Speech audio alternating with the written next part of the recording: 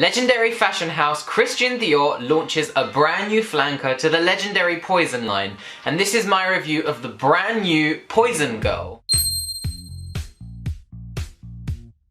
So in spring 2016, legendary fragrance house Christian Dior has released another flanker in the legendary Poison line, and this is a really big deal. Anyone who knows the fragrance world is no stranger to the legendary Poison line.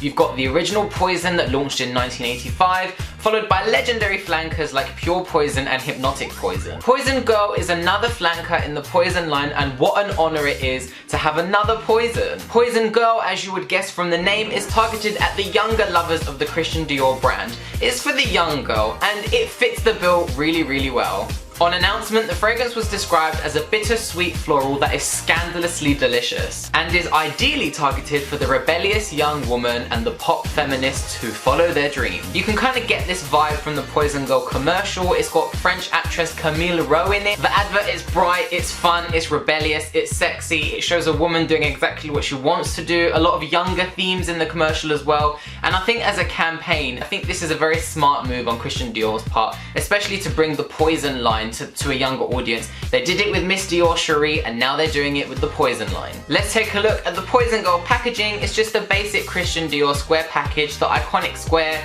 but with a little bit of difference. It's the same Poison like lettering. It's got the same Poison like black globe on the front that says Poison Girl in a raised silver. The design of the box is very different. It's very young. It's got like a nice like silver like disco-y element to it, as you would expect from a young girl's perfume. It's got a lot of pink on it, it's got a lot of raised silver edging on it. At the top it's got the Christian Dior sticker, and on the front it says Eau de Parfum vaporizing spray, and this is the 50ml. The Poison Girl bottle doesn't stray from the classic Poison design. It's exactly the same, but just with a very nice bright light colour scheme.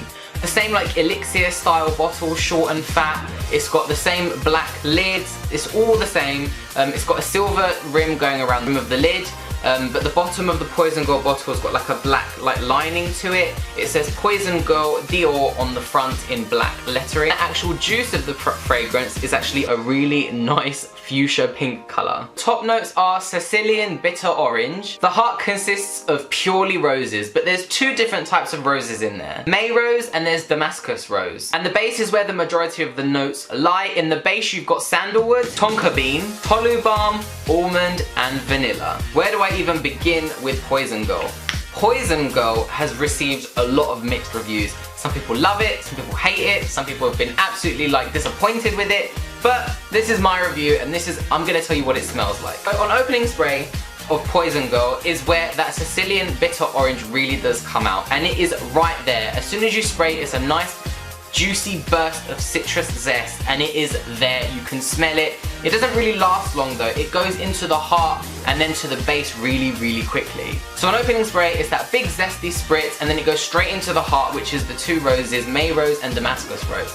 Now, looking at these two middle notes, I was like, before I even bought it, I was like, this is gonna be a very rosy perfume to have rose in the heart. And we all know that when you add rose to a fragrance, rose kind of just takes over, but it doesn't here at all. You can smell the two roses, but doing a bit of reading, May rose specifically isn't a very strong rose scent, like a strong old powdery rose scent like you would expect. May rose is very sweet and subtle rose, and I think the roses that they chose in here are very sweet, they're very subtle, and they're not overpowering to make it a very older woman's fragrance. I mean, you've got other fragrances out there that are known to have rose in them, like Chloe for example. That is rose all over it, and you can smell the rose. It's strong, it's heady, but in here, in Poison Girl, the rose doesn't really come out as heady and strong or powdery at all. It comes out as very soft and very subtle. You can smell that it's there, but I personally think that that Sicilian orange just has taken over that a bit. You can smell the roses, but you can smell the citrus zestiness while the heart starts to come out. Ultimately, the base is where this fragrance lies, and once the base kicks in, that's all you're gonna get. Straight off from the bat, there's tonka bean and vanilla in the base. Those two together just make for a vanilla-packed fragrance. Tonka bean is basically a stronger, earthier version of vanilla. Put vanilla and tonka bean together, you've basically got a vanilla bomb on your hands. Mixing that in with tolu balm. For those of you that don't know what tolu balm is, it's like a sap that comes off a tree. It's very treacly, it's very sweet. Imagine black treacle, that is exactly what tolu balm represents. Add that to vanilla and tonka bean, it becomes a very sticky, sweet, vanilla-y fragrance. The other two notes in the base, the almond and the sandalwood, the only one that I can really get an effect from is the sandalwood. I feel like the sandalwood adds a really nice warm sexiness to the fragrance, just like sandalwood does. It's warm, it's sexy, and it's sultry. The almond, on the other hand, I don't really get that almond nuttiness from this at all, like you would from like almond extract. I don't get that marzipan like scent from it at all. So I kind of feel like the almond also just backs up the sandalwood a bit to add like a warmth to the fragrance. If I'm honest, wrapping this fragrance up as a whole, it basically goes from like a really bright, zesty, citrusy fragrance to a really gourmand, sweet, vanilla-y fragrance very, very quickly. I would describe this fragrance exactly as it's marketed to the younger girl, exactly as it's marketed in the commercial. I would say that this fragrance pretty much represents like a night out on the town. And when on opening spray, it's when you're first going out, you hit the club, you hit the dance floor, it's bright, it's zesty, it's full of energy. But then as the fragrance continues through the night and you get to the base of the fragrance, that's when you finally finish from the club, you've got that sexy person and you've gone home with them to have sex with them. The fragrance becomes very sweet, very sexy, very warm, exactly as you would want when you've got someone really close to your body smelling you. That is a really, really morbid analogy, but I think that pretty much sums up the fragrance really, really well. And this is why a lot of people were really disappointed in Poison Girl. They think it was too generic, they think it was too sweet, and they think it was just too gourmand. And to be honest with you, I disagree completely. I think when you've got a really big fashion name like Christian Dior, for them to come out with something like this that's very generic and something that's already out there before might seem like a dumb move. And then when you hear that they're doing a new flanker for like an iconic fragrance line like Poison, expectations are obviously going to be really, really high. But I think this was a really clever move on their part. This is going to appeal to a lot of younger girls.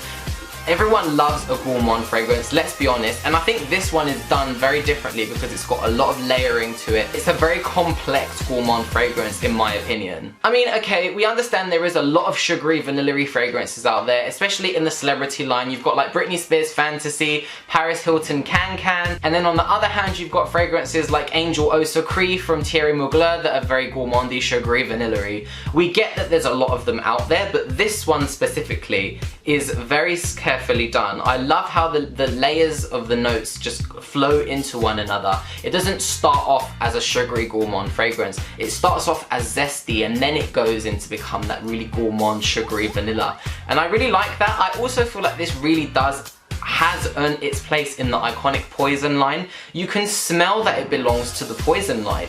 There isn't anything wrong with this fragrance in my opinion at all. I think it's targeting the right people. I think it smells really, really good. It doesn't smell like a very generic, cheap, sugary fragrance. I don't think Christian Dior would put something out there that's very generic, that's gonna really tarnish their name. And I think this belongs in the Poison line. The notes that they've chosen, the way they come out, and the composition of the fragrance itself, there's a lot of thought behind it. So when to wear Poison Girl? Honestly, I think it's perfectly acceptable for an everyday fragrance, like going to work and stuff. But where I think that the true nature of this fragrance is like a total going out fragrance. On opening spray, it's bold, it's citrusy, it's energetic, perfect for going out to the club. And then it just becomes this really sugary, gourmand, sexy fragrance that's perfect for bringing someone home from the club. What more could you want? Because of that sugary reason, I wouldn't say summertime is the best time to wear it, especially during the day, because once sun hits this, I can see this becoming a really sticky mess because of that tolu balm. If you're gonna wear it in the summer, I would definitely say summer nights, but I definitely think the warmth in it as well, kind of save it for the autumn and the winter time. Poison Girl is available in a 30, 50 and 100 milliliter Eau de Parfum spray. It was launched in the spring. It's just come out here in the UK. I got mine from Boots. They had triple points going on that weekend, £10 off fragrance. The 50ml was originally 70. I don't know how my bill came to like 60. Was it 60, 55, whatever. But I'll put a link down there where you can get Poison Girl finally here in the UK. So there we go, that is my review of the ever so popular Poison Girl by Christian Dior. I really hope you guys enjoyed it. I want to know what you guys think of the fragrance. I'm probably going to get a lot of mixed reviews on it, and I'm really happy with that. Just give me your opinions, give me them down there. Hit like if you like this review, and I will see you guys in my next video. Bye!